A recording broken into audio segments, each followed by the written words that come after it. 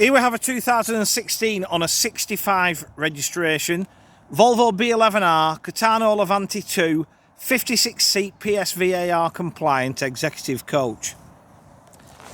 We're at Selwyn's Manchester Depot at the moment with the first of Selwyn's tri-axle Levantes that are being offered for sale as fleet renewal takes place.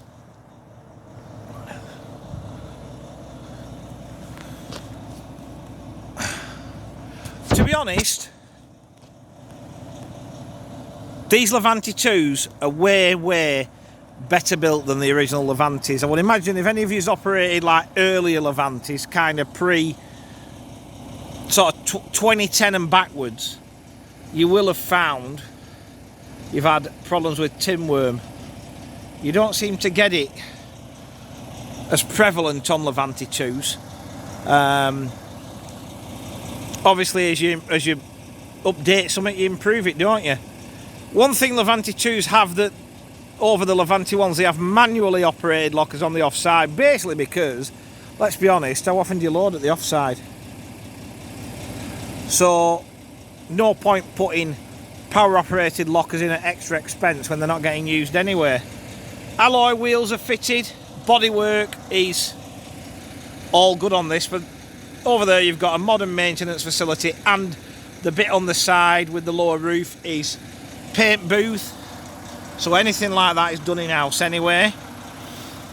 Back's all in good order. You've got 11 litre Euro 6 Volvo engine that is driven through Volvo's 12-speed automated I-shift gearbox.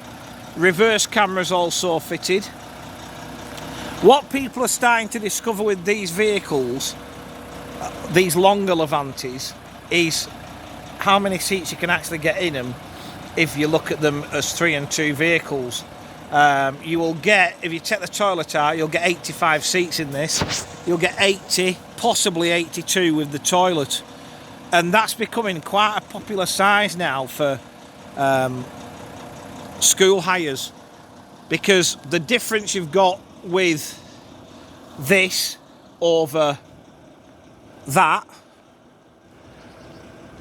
that's got maybe 4 or more seats in, is that with this, the teachers like it because everybody's on the same level.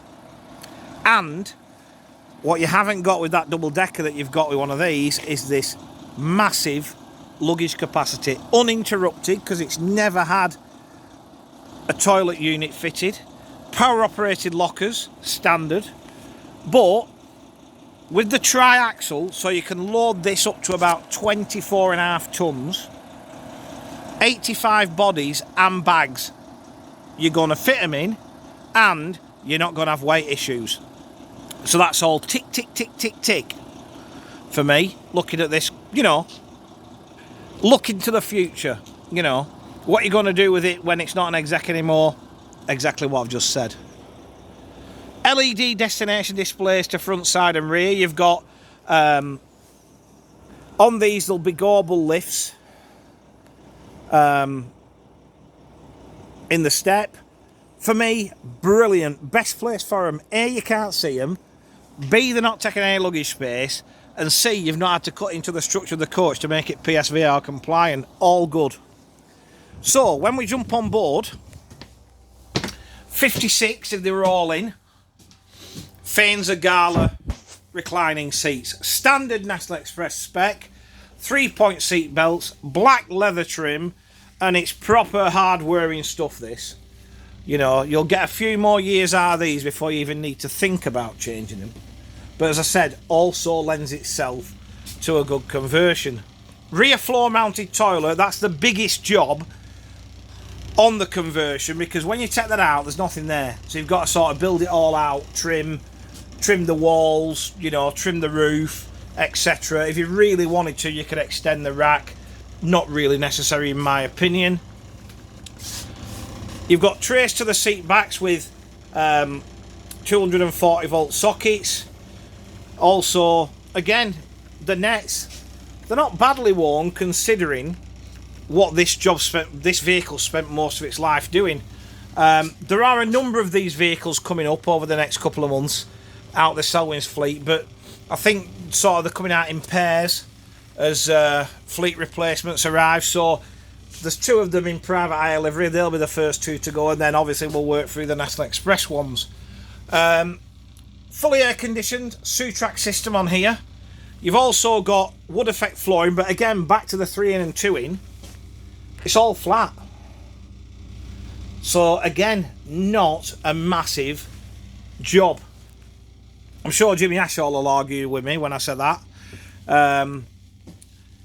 But he will tell me as well the biggest job on these is the toilet bit.